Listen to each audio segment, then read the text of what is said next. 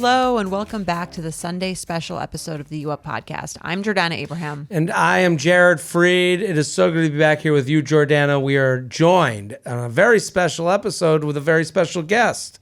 Yes, welcome, Dr. Emily Morse. Welcome back. Thank you. It's so good to be here. Thanks for having me.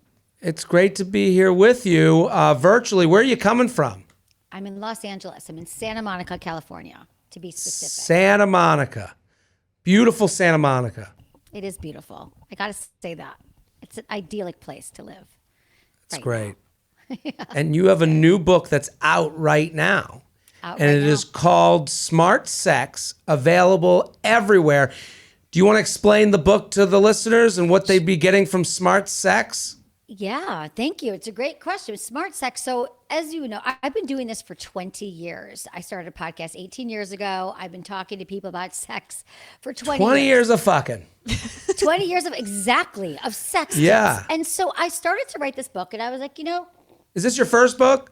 It's my second book. My first book was 12 years ago. My first book was called Hot Sex. This is Smart Sex. And this book is really, I think it's the last sex book anyone's ever going to need because it has every single sex tip that I've ever spoken to, that I've ever explained to people.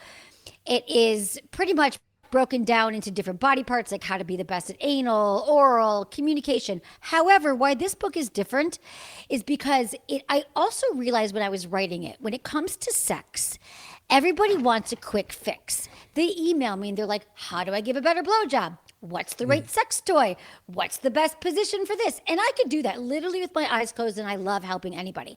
But then I realized that sex is not about a quick fix. It's not about just one thing that's going to change your life. Like if 5 women emailed me, which happens almost every day, that they can't have an orgasm, there's 5 different reasons. And then there's 5 different paths to get there. So I created the 5 pillars of sexual intelligence, or sex IQ. You know how there's like EQ? Do you remember like in the 90s when emotional intelligence came out and everyone was like, oh, it doesn't just mean like, thank God, phew, I'm still smart. Even though I sucked on my SAT scores, I'm still smart because I have emotional intelligence, or I have empathy, street smart.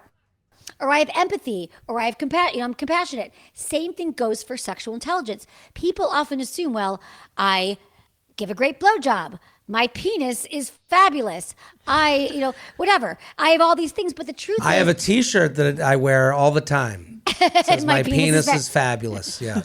I knew this. I was speaking to you, Jared. So there's 5 pillars, and these pillars are they're a holistic view to sex, and so it's about these 5 ways that we all need to work on to become sexually intelligent, aware, have more pleasure. It's really about being intentional and conscious about sex, so we can all have the best sex of our lives. That's Smart Sex. That's awesome. I feel like our listeners are gonna love that. When you talk about like sexual intelligence, I guess, in that way, is it kind of about like body confidence or feeling good about yourself? Do you feel like the people who are smart at sex are like the people who kind of know their bodies the best? Yes, it's a great question. So the third pillar of sexual intelligence is self-acceptance. And that is confidence. So I can walk you through the pillars really quickly, but because they're kind of like, people like, oh, I get it now. But self-acceptance is a huge one. If we don't feel good in our bodies and we're walking around all day, like, I hate my body, I hate my thighs. And then we're like, when I get naked with my partner, why aren't I aroused, turned on, and having great sex? So I give a lot of tools to work on confidence, because let me remind somebody that that's not, I believe you don't arrive to a place of confidence and you're done. It is a daily practice for many. So that's one of the pillars, is how confident are you? That's going to impact everything. Right. I guess to speak on that, you got to study to be ready for the test. Yeah. If sex is the test, you got to be prepared all day with your, self-love and attitude. Exactly. That leads you into the right place for sex. I got to wonder, I would imagine, you said you get 5 emails a day from women asking how to get an orgasm. At least. Yeah. So sex 2 to tango, unless you're masturbating, so, if someone's like, I want to learn how to dance, and then they're like, but my partner doesn't have an interest. How do you get, if you're out there being like, I want to get an orgasm, do you have to talk to the other side? I would imagine you're getting in a lot of scenarios where it's like one person who's ready, willing, and able to take the Sex with Emily class, and then there's a partner who's like, well, we'll see. or that doesn't show up? How do you deal with that where you're dealing with one side of the equation? Well, it's a great question, Jared, because here's the thing. There's many ways to answer this. First off, yes, it takes two to tango, and the fifth pillar is collaboration. The fifth pillar of sexual intelligence is how well do I actually communicate to my partner about sex, about what I want, about what my body looks like, about what's going to give me an orgasm. That's a big part of it. However, I used to think like everything is like, I always say research is me search. And when I started 20 years ago, I was faking orgasms. I did not know how to have great sex, like all the things. But what I learned is I used to blame my partners when I didn't have an orgasm. I thought it was their responsibility. But what the truth is, and what I teach in the book is we are responsible for our own orgasms and our own pleasure, not our partner. That's right, women. I've been saying this for years. It's your fault. Well, it's your fault. Not me. Exactly. It's your fault if you don't listen, though. Well, here's the thing. No, I'm kidding. I think that's a good starting point. Obviously, the guy won't go down on you as a part of the issue, but I'm saying, Yes. the idea of knowing yourself. How can you expect someone to know you before you know yourself? Exactly. So that's why the best way to figure out how to have an orgasm is to masturbate, understand your body, so then you could explain it to a partner. But I love that you brought up the fact that if your partner doesn't go down on you, and you literally, so for so many women, oral sex is the path to orgasm. It is not your penis. Has nothing to do with your penis. In fact, for the majority of women, they're going to have an orgasm from mouth, fingers, or a toy. Not See, a penis. I like that. This would be a fun speech to see you give to like a group of women, like at like a boot camp. It ain't the penis. It's gonna be your mouth, your fingers. I want to see you scream this at a bunch of people. This is a fun thing. Or billboards. I literally want a billboard that's like, only 17% of women are going to orgasm from your penis. Like, I just literally need everyone to know this, like a PSA. I'm down. I have that tattooed on my chest so that they don't forget it. I mean, anecdotally, I hear that a lot from like any woman that I speak to, that it's much less likely that they're coming from like vaginal sex. But I wonder why that is, like evolutionarily. Like, it doesn't really make any sense, right? That like the most pleasure you're getting has nothing to do with anything reproductive. Right. Well, I can tell you, we could talk about this because it pisses me off too, because sex has been so centered on penetration, which is something that I also try to change in my book, Smart Sex, and on my podcast, Sex with Emily. Like, this has been my mission, is that, so if you go back to religion, right, who has a lot to say, and the patriarchy, love men. I hate when people use patriarchy like so cavalierly. I just mean in the sense of men, like that religion. It's like, it's about procreation, and religion in particular has been like, we only want you to have sex to have babies. Turns out, so that makes sense. But what women don't have the most pleasure that way is because, and I don't know why evolutionarily speaking that is, but what I can tell you, it is through the clitoris. And so I think evolution, perhaps when we learned about pleasure, the clitoris has 12,000 nerve endings, and that if you do use your fingers or a toy when you're having penetrative sex with a woman, she's more likely to orgasm that way. And evolutionary speaking, the women who do have orgasms during penetration, that 17 to 20%, is because their clitoris is closer to their vaginal opening. And so it means that when they're riding on top, that it's pulling, like it's literally close to the vaginal opening. So when you're grinding, it means that you're like, if your penis is going inside of it, it's pulling the clitoris in. It's closer. Oh, okay. So it's not really, because listen, this penis going inside the vagina like that is not hitting anything that feels good. For those watching on YouTube, Emily is fucking her own hand with her other hand. Exactly. Okay. For those not watching on YouTube. No, I mean, I think that makes sense. You know what? I'm just thinking about it. Like, it might make more sense that it's not, that most people don't come from vaginal sex, because if you think about evolutionarily, you're trying to, like, in these cultures, you're trying to only have sex with men who you think are going to stick around and help you raise these kids, right? And who are those men? Those are the men that care probably if you feel good.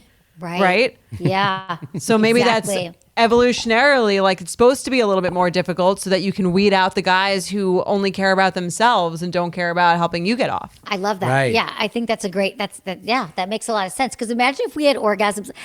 Because here's the thing, there's like this massive orgasm gap, right? So men are going to orgasm in 9 out of 10, 9.999 situations.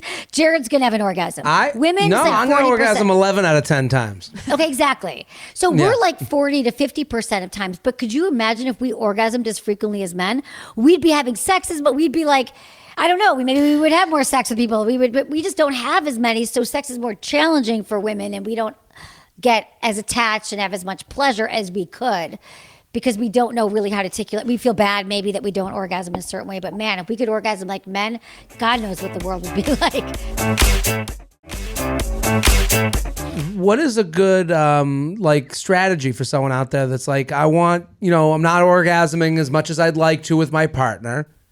What would be kind of like step one to that person? Like, other than buying the book Smart Sex, available now everywhere you can buy a book, what is the like step one holistically? You're sitting there, listener is right now listening, they got their pen and paper out. What's the first thing they can do to orgasm more? Well, okay, I would say the first thing to do to orgasm more alone is to masturbate, is to look between your legs with a mirror to understand your body and how you orgasm. And if you're how many times a day? How many times a day? Once a day masturbation. But I never want to tell, listen, I never want to tell people to do something once a day because I find that hard. Every day you should meditate. Every day you should journal. Every day you should work out like that. Then you feel like a failure the day you don't. So 3 is too much. No, 3 times a day. No. Asking for a friend. Yeah. No. So okay. Yeah. So do something. Know your body. Some sort of masturbation. The second thing is talk to your partner about your sex life in a really open. Like one of my missions, another one of my missions. We've covered a lot of them. Is to normalize talking about sex. Like you're talking about the weather. Like my partner and I talk about sex all the time, but not in a way that's like, he's like, so last night that was how. What do you think? Or did you like that move? Or what about tonight? What should we do? We don't want to have sex. We explain why, like, oh, not tonight because I'm exhausted, but we should probably have sex on Saturday. We just like bring in talk about it, like, and then where should we go for dinner? So if you can't have it, and I understand that most people are not there yet, but what I encourage people to do is to have an open-ended conversation with your partner about sex. You don't want to lead with the fact of I've been having a dearth of orgasms in this relationship and it's your fault. Like, we're not leading with that. But yeah, let's leave out the word dearth. You could say, I would love to have a conversation about our sex life. Like, I want to be I want to be your best lover yet. And I'm sure you want to be mine. Let's figure out how to do that. And then if you say, what are the 3 most memorable times we've had sex together? You could just talk about that. And then from there, you could kind of, what was happening at those moments, And then you could be like, well, I'd love to have more orgasms. I've been kind of figuring out what works for me. I realized, for example, I'm just throwing it out there, oral sex is a really big source of my arousal. So if you go down on me more, I know that I will be having screaming orgasms. Would you be down with that? Or I've got this new toy and I'd love to show it to you because this toy really gives me great orgasms. And if I showed you how to work it, that would really be next level. Or we could use it during sex, or we could use it penetration. You know what I'm saying? So just start talking about it generally and then get more specific, because your partner might be like, yeah, I want to give you orgasms and I want to blindfold you, or I want to tie you up. I have this great thing on my website. It's also in my book, Smart Sex, but it's on my website as a free downloadable guide. It's the Yes, No, Maybe guide.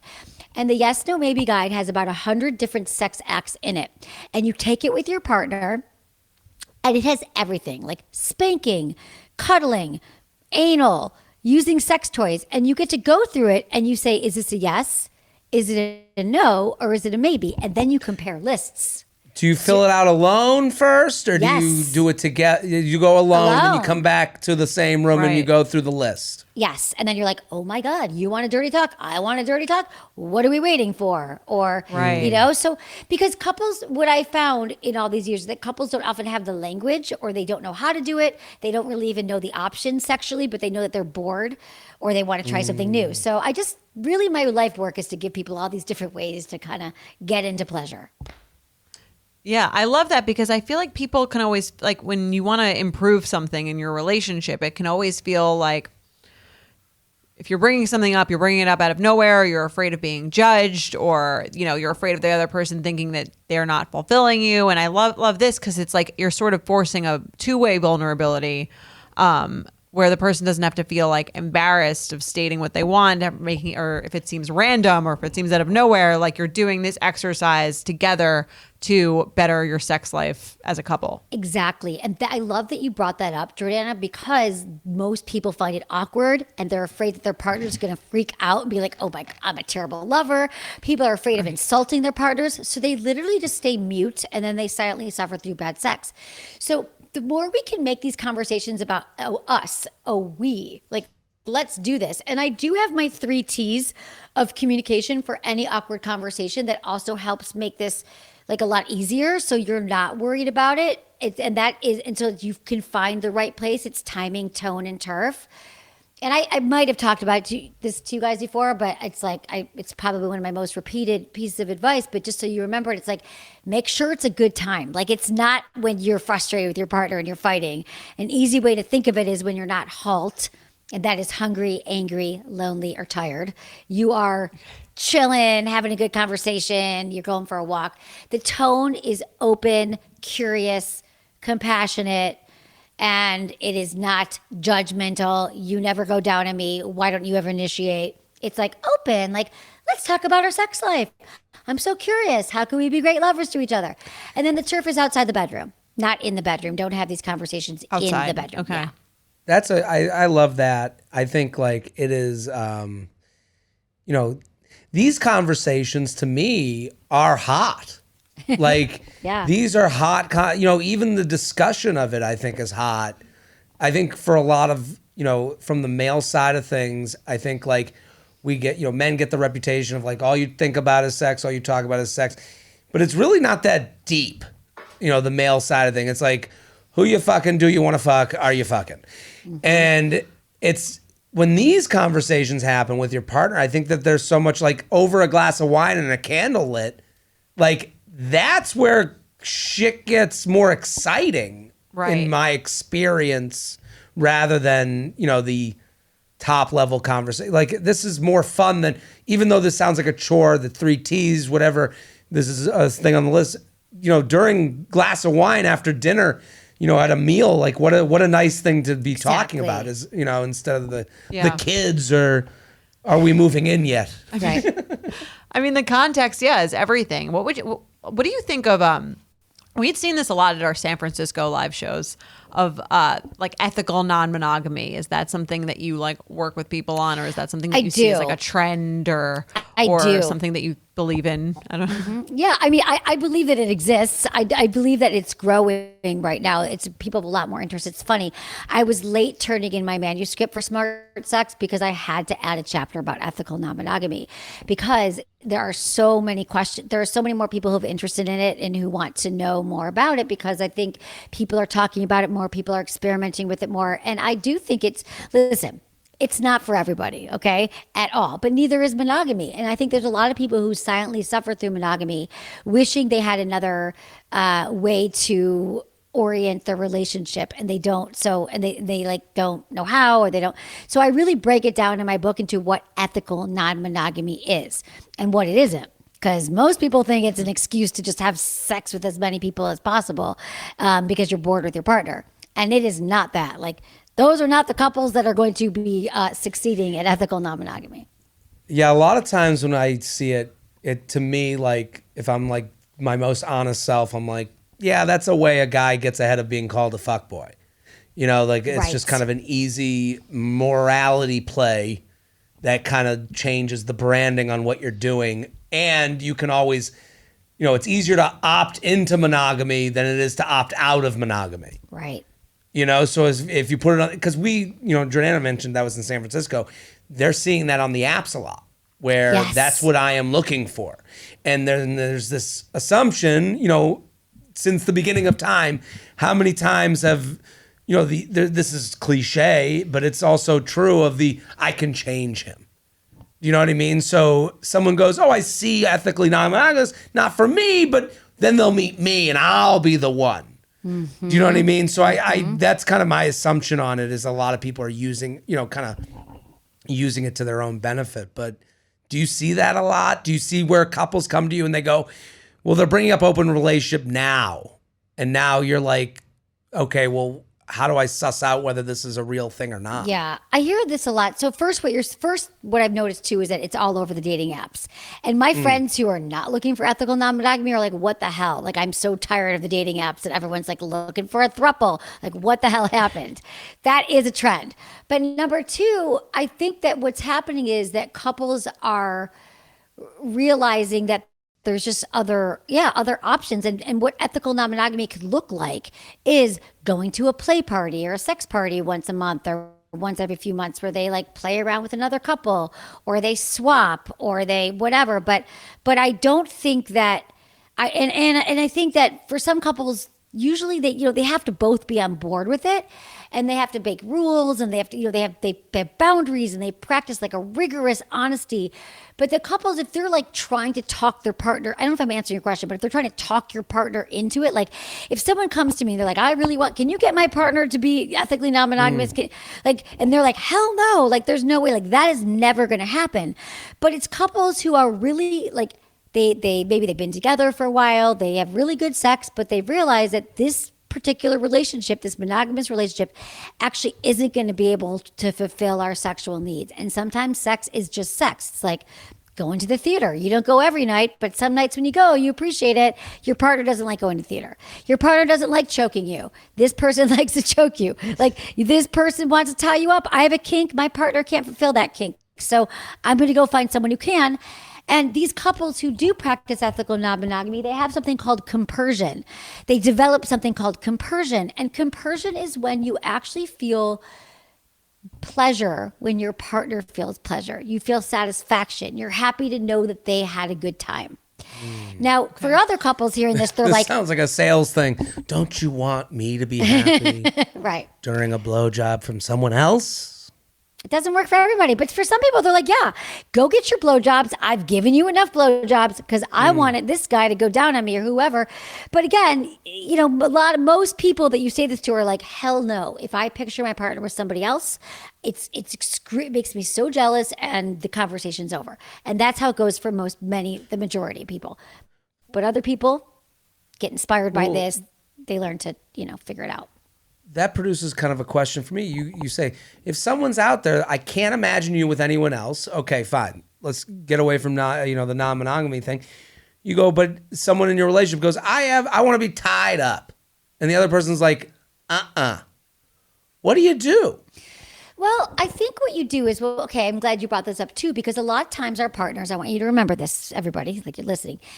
A lot of times we're going to make a request, a bid to our partner. We're going to ask for something sexually, and they're going to say no because we don't talk about sex enough, that anything outside of traditional practices seems weird or kinky, or we're like, oh my God, you're not next, this is a slippery slope. Like next thing we're going to build a dungeon in the basement, like what do you, so I think we have to also then we'd have to hire some people. It's very expensive to make, house changes. Exactly. But I think if you let your partner know why I think a lot of times we leave out the why and the how. So if I just said, I want to be tied up, you're like, hell no. But if I'm like, well, let me tell you more about it. I have this fantasy about you tying me up and my arms are restrained. I have a blindfold on and you can do whatever you want to me. And the hot part for me is that I don't really know what's coming next. And that's really hot to me. You can do whatever you want to me. Or, you could flip me over. You could use this toy on me. And I just love the idea of being restrained and being powerless against your desire. Is that something you'd be into?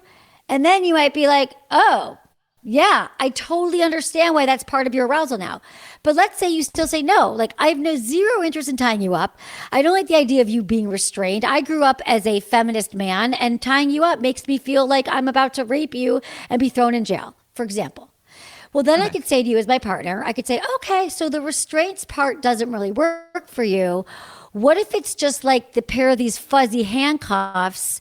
I leave him on the bed. You do it. My hands are back. You don't have to choke. Like, you negotiate, right? You're like, well, what about this? What if we tried this once? Like, what part of it is hot to you? Because I think a lot of sex is negotiation and finding, or maybe if you're like, no, I'm like, okay, well, why don't we watch porn of people being tied up and see if that's hot for both of us, right? So I don't think we have to abandon our desires, but sometimes we just have to like negotiate it and find other ways to get our needs met. But I think we just don't, I think that the reason, just remembering the point is, your partner says no, it might be a hell no, but it might be like, I don't have enough information and I feel threatened by you wanting something that I don't understand. Does that make sense? It makes perfect sense. It's funny because like you get into these things, you get into the sex conversation, and what normally happens, and this isn't said on the internet, is what do you want to do? What do you want to do? What do you want to do? Missionary. And both people are not opening up. I think what we're talking about is easier said than done. In a couple, because there's a lot of like, the shirt's been buttoned up sometimes you're a year in. Why are you bringing this up now? What? Well, let me tell you that's this, why Jared. the checklist is great. The checklist is great for that. I agree with that. Well, Jared, I got to say this. So this book, I'm telling you, I am pushing this book because I literally know that after 20 years, this book is going to open up any single couple's relationship, whether you've been together for 10 months or 10 years. And I was just in New York. I did my book launch at the Strand, and I've never done a live event. So I love that you guys are doing that. I've never done it in all these years. I'm literally in a box podcasting for 20 years. I had 150 people show up, listeners that I've never met, which was the most heartwarming. Leather straps, handcuffs. The most normal, typical people you've ever seen who had been together, who were like, thank you so much. You've saved our relationship. We are, after 10 years, we've been listening to your podcast for 3 years, and now we are having great sex. Now we're open. Now we're getting our needs met. We almost got divorced until we learned to talk about sex. So I'm telling you, yes, most couples are buttoned up, but that's why I do what I do, because I get that it's hard to start to kind of unwind that, but I actually have 20 years of experience. I know I keep saying that because it's like a lot for me. It's like, whoa, that people really can change if you both want to. I guess we have a lot of single people that listen to this podcast. So there's single people out there. When do would you say that when you're single, is the run of the mill everyday sex the starting point? Like there's this thing of I think sometimes people go too hard too soon. They're like, right. Especially with porn. We get a lot of those stories. Tons of those stories where the guys I want to do this, and they're set on whatever. Or they don't even talk about it, and they're just or they're telling you, like you said, the place not to tell you in the bedroom the first time you're having sex, I want you to do this. And the person's like, whoa, I even really know you that well yet. Right. Is the road to differentiating sex and, exploration after a relationship has been started? Because there might be someone that's like, I just want to find, right. When can you bring in your kink? Right. When do you bring in your tastes into the bedroom? Right. I mean, I believe that if you are naked with somebody, which is a very intimate act, you are together naked doing something that is, I can't think of anything really more intimate. It's time to start talking about your sex life. It's time to find out if somebody is into what you're into, because why should you silently suffer in a relationship if your partner doesn't want to get into what you're into? And I love to say, let's try to find partners who have a growth mindset around sex. Are you somebody who wants to grow? Do you want to talk about sex? Do you want to expand sexually? Because what I find after all these years is that there are couples who are who email me or call into the show, and they've been together a long time, and they say, my partner won't talk about it. My partner won't go down on me. My partner says sex is a conversation that is closed for good. Why not find that out at the beginning when you first start sleeping with somebody? Are they invested in your pleasure? Do they want to find out what feels good to you? Do they care? And if so, then that's the time to start talking about what you're into. I think if you have a kink that's an important source of your arousal and your desire, let that partner know. And then how great to find out early on that this person's not into it, that they think that they don't want to do it, because then you can find someone who wants to. So again, to me, I just feel like sooner the better. Find out now. Why should you suffer in a bad sexual relationship? How do you suggest, when you're 10 years in, it's a difficult conversation. When you're 3 months in, it's a different type of, right, difficult conversation. Well, I think that's the mistake we see a lot of our writers do, is they bring up these things in the actual moment when the person hasn't had time to decide if it's that's something that they're into or not. Yes, exactly. And I have a lot of scripts in the book. My communication chapter is probably the longest chapter in the book because great sex is more about communication than anything else.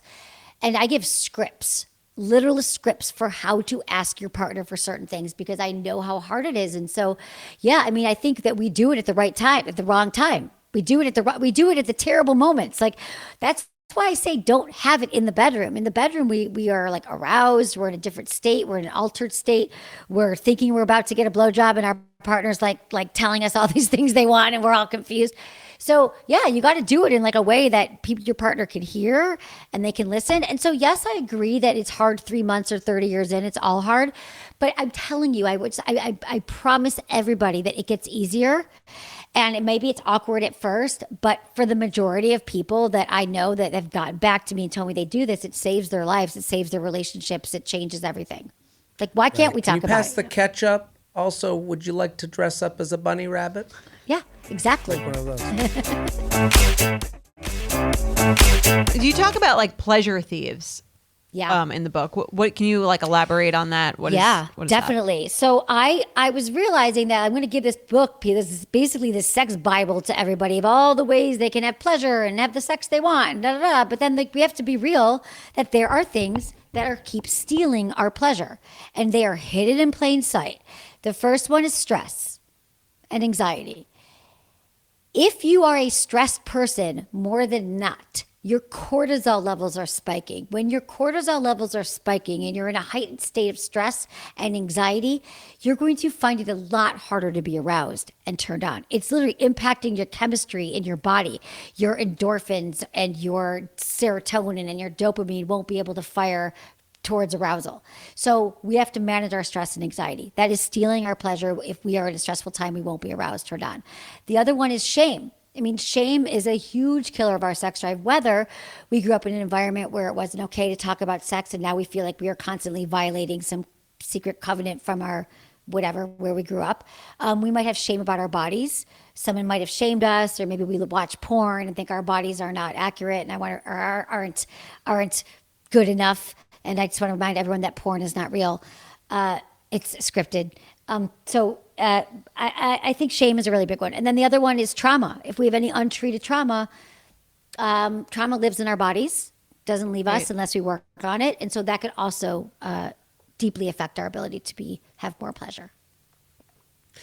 We got this question that it always comes in and it always feels judgmental to me. And I want to hear what you have to say. Hear it. This question was from Instagram. What if my partner and I have different sex drives?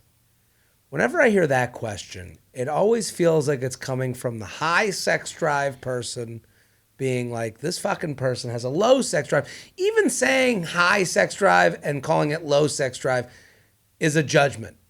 You know, when you hear that to me, because it's like, oh, one is obviously better than the other.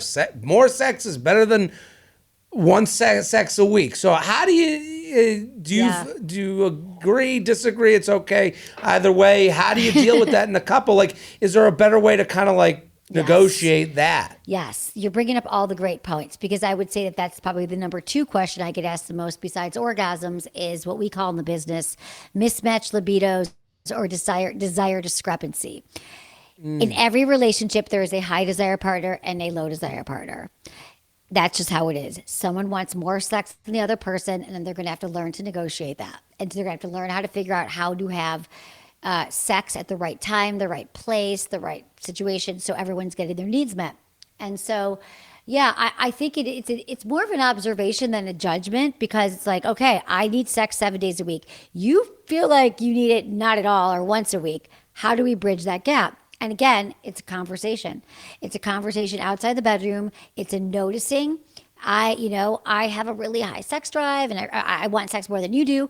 I realize that you only want sex once a week. Like, what could we do here? When are you most in the mood for sex? Like, because I think that to me sounds like you have to have sex, like, if you can, 3 times a week, right? 3.5 to negotiate, right? Right. Maybe half is like a hand job, but I mean, you figure out what it is. And so maybe it's like every other week, right? Like maybe you're like, okay, well, this week we're gonna have it 3 times and next week it's 1.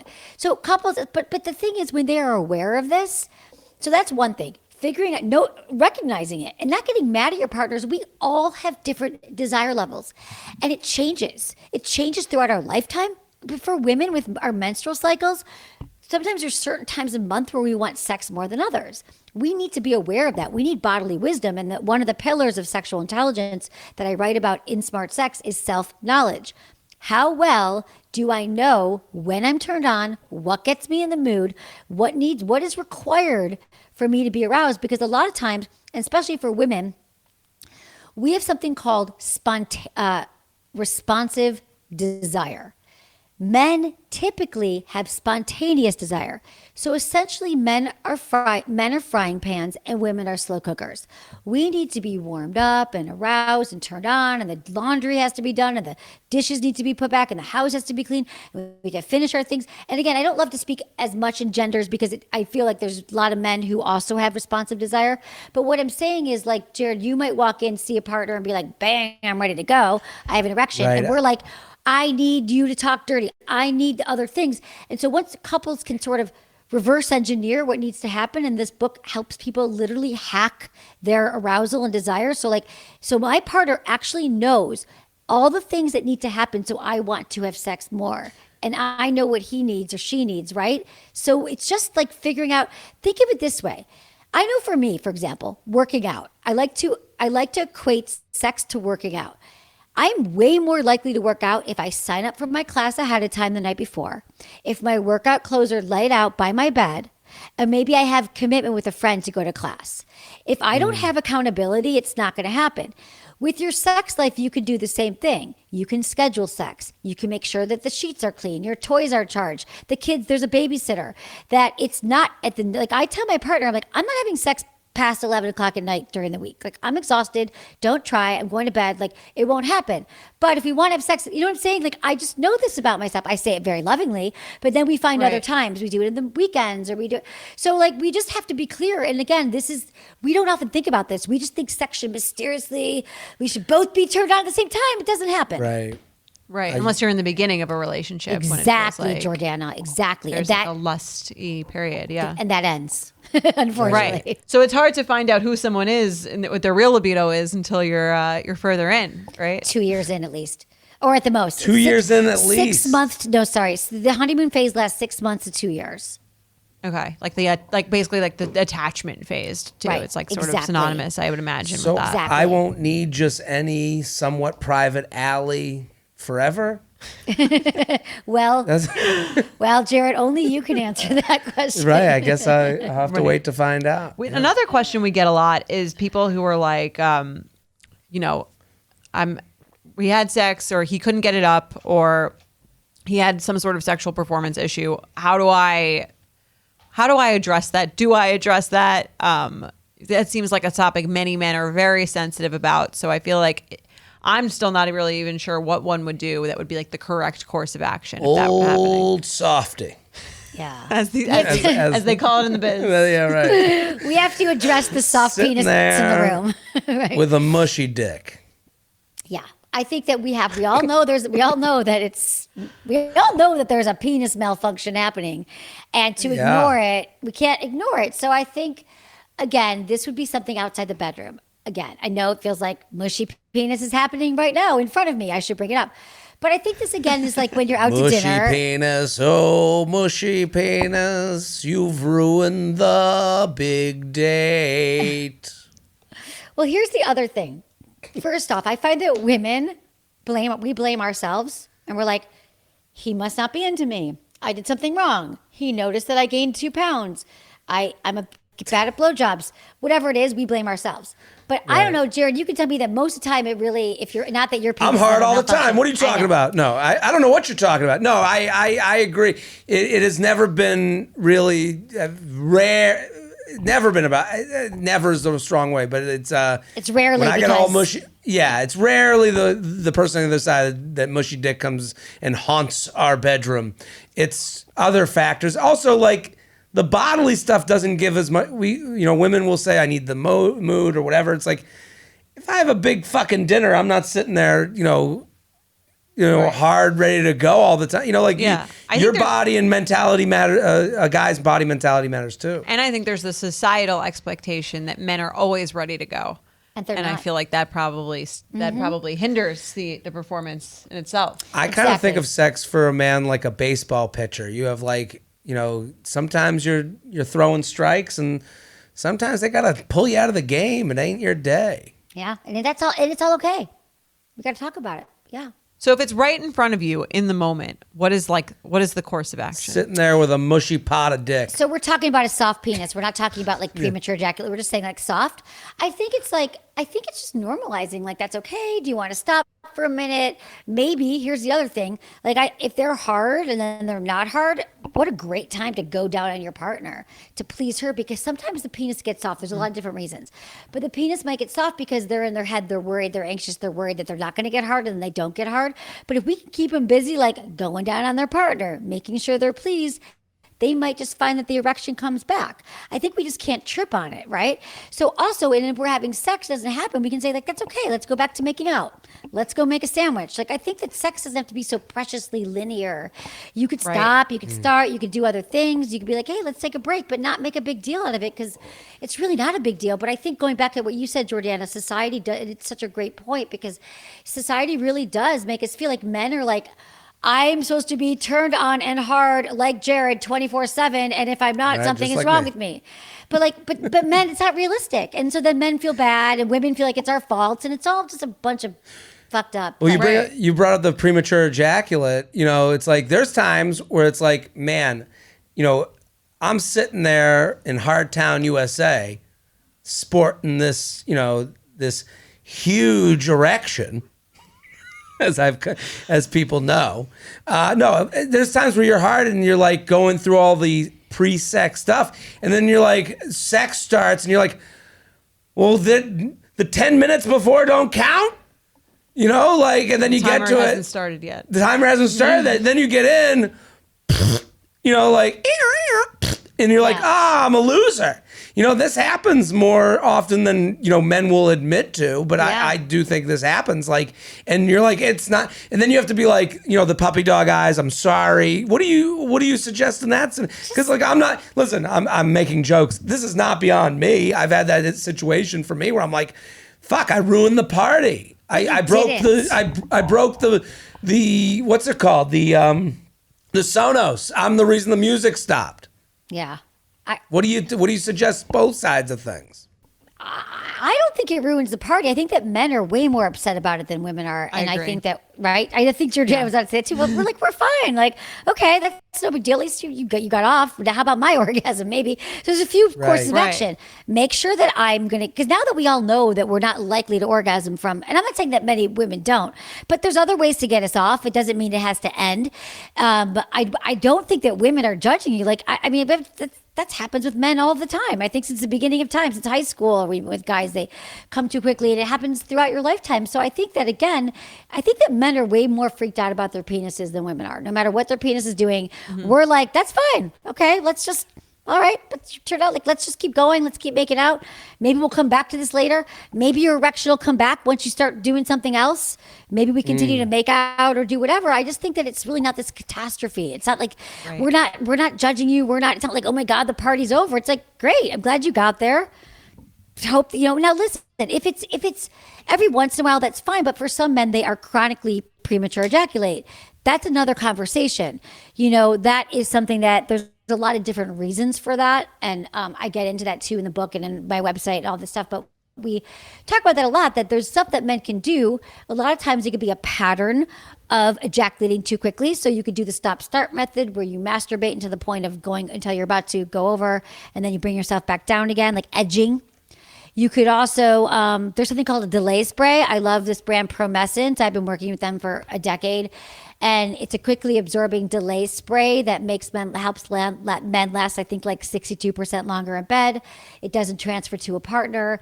That's like for temporary fixes. And what I found for some men, just knowing that they use this Promescent, it helps them, like, their psychology around it too. It helps them just like last longer, and then like they don't need it in the future because it's like a crutch.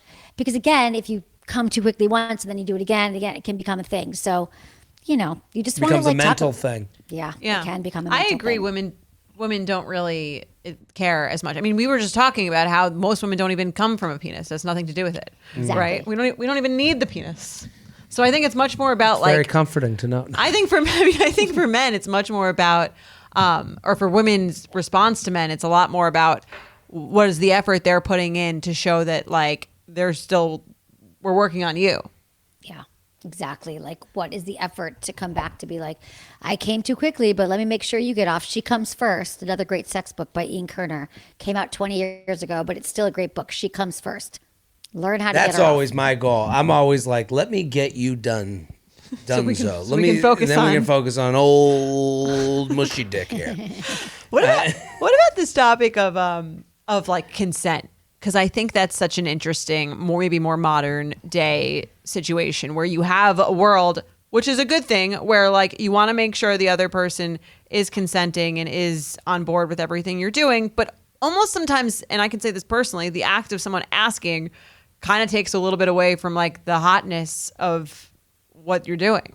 Yeah. Little bit. Yeah. Consent has become a really big topic, which I think, yes, again, I think it's been wonderful that we should actually be conscious about, does our partner want this act done to them, or do they want to be with me?